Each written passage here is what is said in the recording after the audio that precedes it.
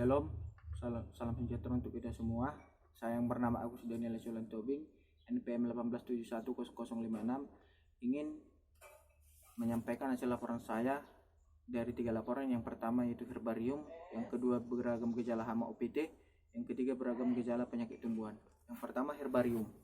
Herbarium adalah suatu koleksi spesimen tumbuhan yang diawetkan.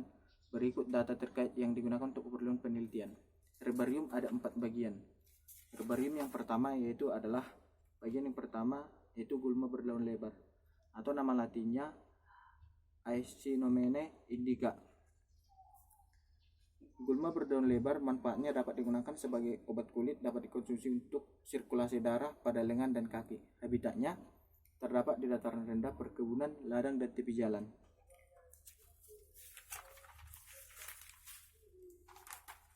Yang kedua adalah gulma teki-tekian. Nama latin dari gulma teki-tekian ini adalah Cyperus rotundus L atau rumput teki. Manfaatnya digunakan untuk membantu menutupi lahan agar tidak tandus. Sering digunakan juga untuk halaman. Habitatnya, tanaman ini dapat dijumpai di tanah kosong, tegalan, dan lahan pertanian.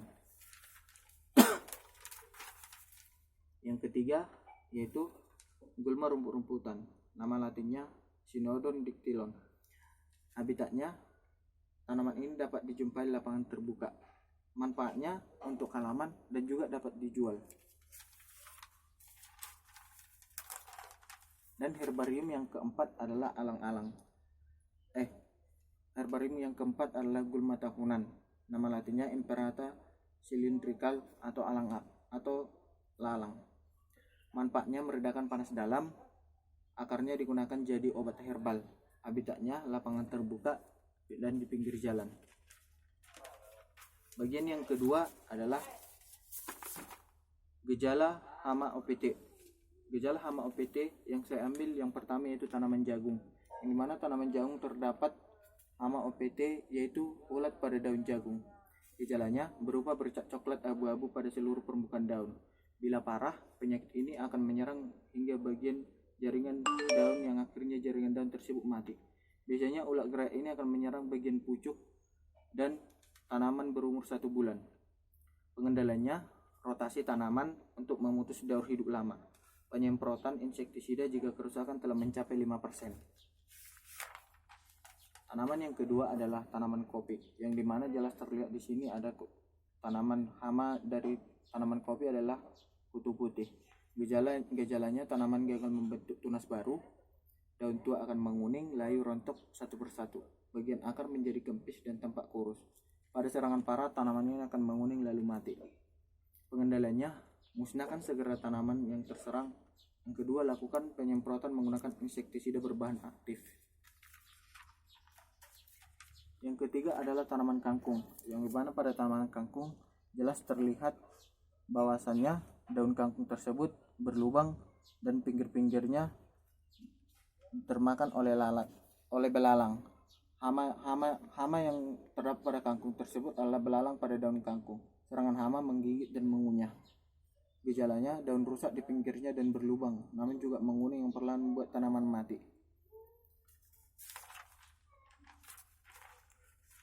Dan yang keempat adalah jambu air.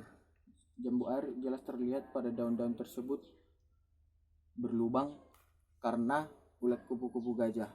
Hama ulat kupu-kupu gajah bergejala yaitu bertelur di tepi-tepi daun dan kepompong bergelantungan pada daun. Terlihat juga pada daun berlubang karena dimakan ulat tersebut. Cara pengendaliannya dengan cara mengumpulkan telur, ulat, serta kepompongnya lalu dimusnahkan.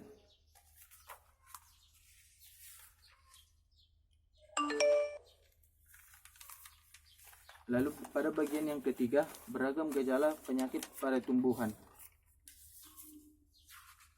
Yang pertama adalah tanaman tomat. Tanaman tomat yaitu hama penyakitnya layu fusarium disebabkan jamur Fusarium ongisporum.